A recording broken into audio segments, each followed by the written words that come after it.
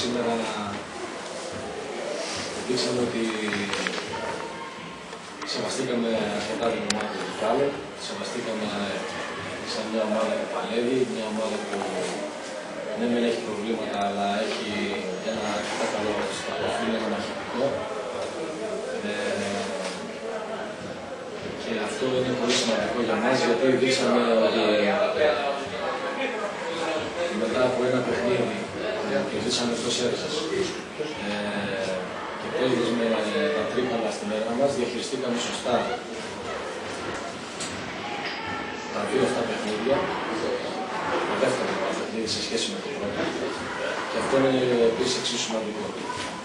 Όσον αφορά το παιχνίδι αυτό καθ' αυτό, σίγουρα νομίζω ότι είχαμε αρκετά καλά διαστήματα. Κάποια διαστήματα που είχαμε καλό ρυθμό και στην επίθεση και στην άμυνα κυρίως, με καλές αλληλοκαλύψεις, που μας δώσαν την ευκαιρία να βγουν στον ενθουσιασμό και να βάλουμε εύκολα καλάθια.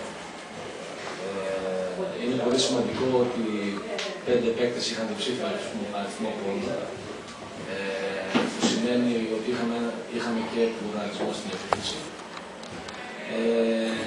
Είχαμε όμως και κάποια κενά διαστήματα, τα οποία σίγουρα δώσαν την ευκαιρία στους αντιπάλους μας να φανούν περισσότερο από όσο τα διαστήματα που ήμασταν εμείς καλοί. Σίγουρα τα 19 λάθη που κάναμε δεν είναι ό,τι καλύτερο. Παρ' όλα αυτά μπορώ να πω ότι είναι πολύ σημαντικό ότι δείξαμε ένα πολύ καλό βαθμό ετοιμότητας και συγκέντρωσης παίζοντας το σημερινό παιχνίδι.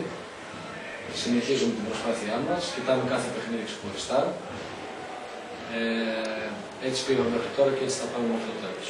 Παιχνίδι με το παιχνίδι, κάθε εβδομάδα να δούμε και στο τέλος θα δούμε πού θα τερματίσουμε. Θέλω να πω καλή συνέχεια στο συνάδελφο και στα τρίκαλα και ό,τι κάνει. Τελειώντας, θέλω να ευχαριστήσω τον κόσμο που για άλλη μια φορά ήταν κοντά μας.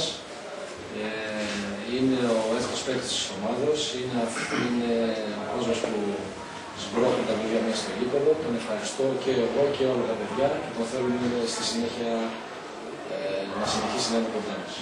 Ευχαριστώ.